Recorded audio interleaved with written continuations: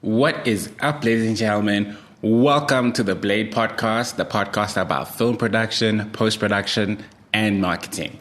My name is Lungile, and today we're going to be talking about reality shows. Today's episode is a little different. I'm always giving tips and stuff, but today I just wanted to talk about reality shows. I had a chance to work on a reality show this past few weeks, and I just learned a whole bunch of cool stuff. Some of the stuff is shocking, some of the stuff is actually pretty cool. Before I talk about it, let me know in the comments what type of reality shows you guys watch. For me, I like shows that are fast-paced drama. I'm not into the Real Housewives and things like that. If it's more travel reality, that's sort of something that I like. Or if it's about business. One reality show that I really, really love is Shark Tank. I just love how the concept of business, how they talk about, you have an entrepreneur, they come and they pitch, and it's not always just about having a good idea. It's about you must have a good idea. You must have a proven track record of sales. You must have a good team. You must, show that you're distributing at reliable places and you're making a profit and you're marketing. So it's one of my favorite reality shows.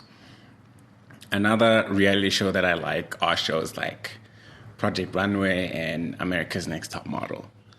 They're not for the reason that you think. I like them because of the fast pace of the show.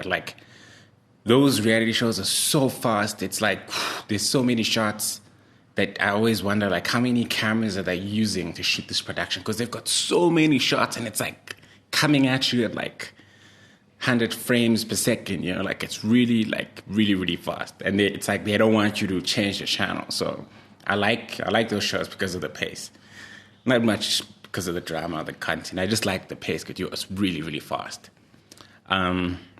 Anyway, let me know what shows you guys like. So today I want to talk about reality shows because I worked on one and I realized how much things are crafted by producers. I worked on this reality show for this big production company, and for instance, they example how reality shows are crafted to get maximum dramatic effect.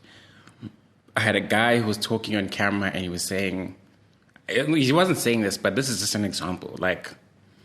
A guy will say I would never kill a person, and then the producer would be no, take this out, take this, and switch it around.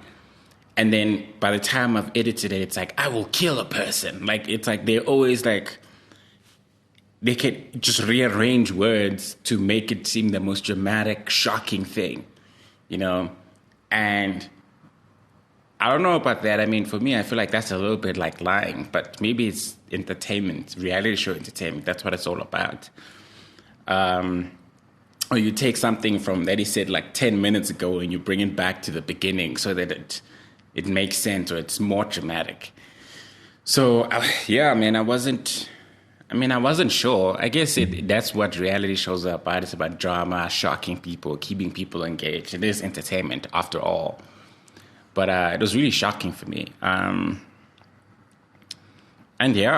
felt the producers, I don't know, maybe sometimes I feel sorry for the people in the show when they tell their stories.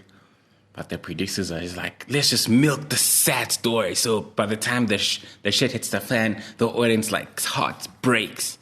So that was weird. I was okay, I'll milk it. But I just felt a lot of empathy for the characters.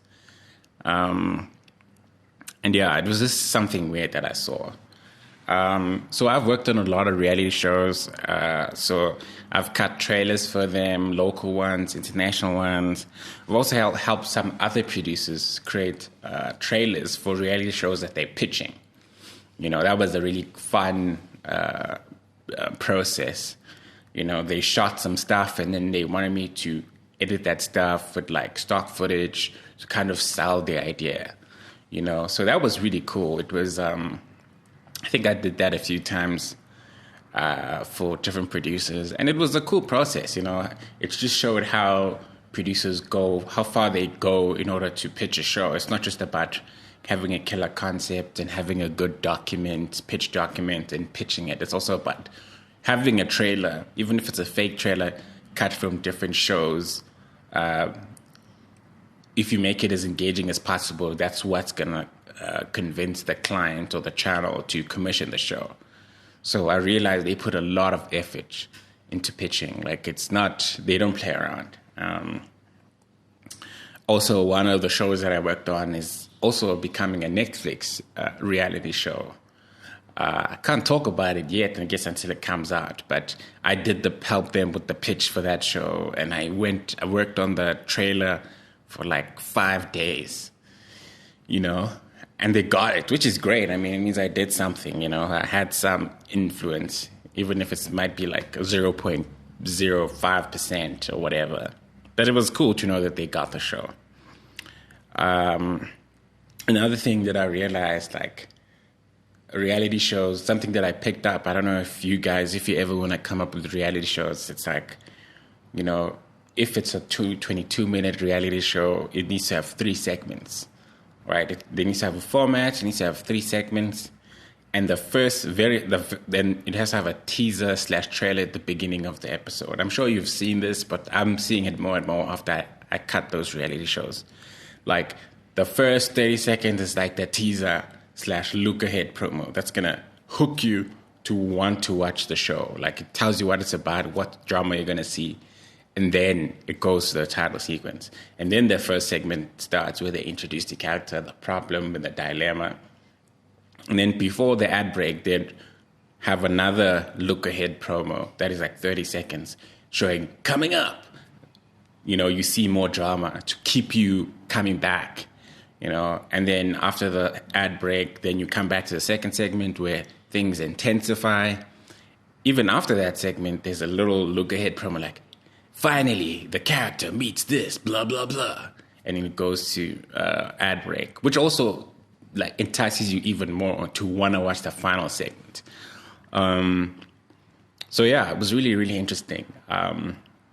And that's something that I learned, is that they have 3 segments, and then they have like look-ahead type promos before each segment, from the beginning and between the different ads. So it was cool to know, and also to see how simple it is to create a reality show. It's not hectic. Obviously, if you have too many characters or too many locations, it's going to be hectic.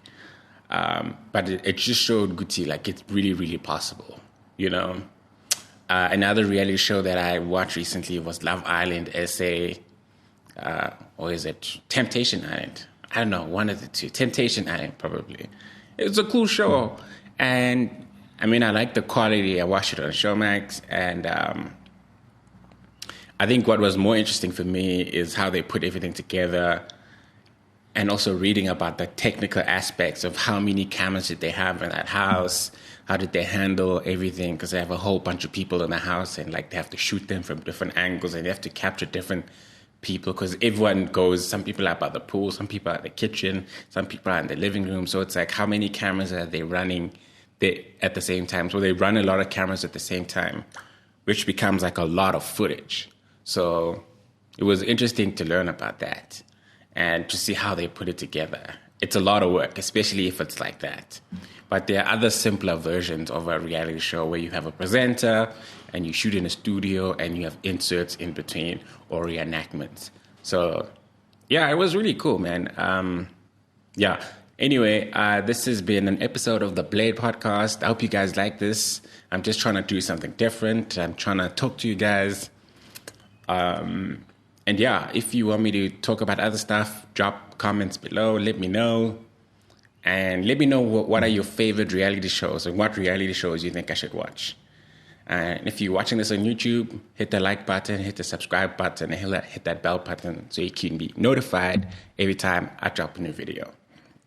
And if you're listening to this on our podcast, head over to iTunes and please review us, give us 5 stars, maybe 4 stars, so that will help us get discovered even more. by other people that want to listen to podcasts. And yeah, until next time, guys, my name is Lungile. I'll check you guys next time. Peace out.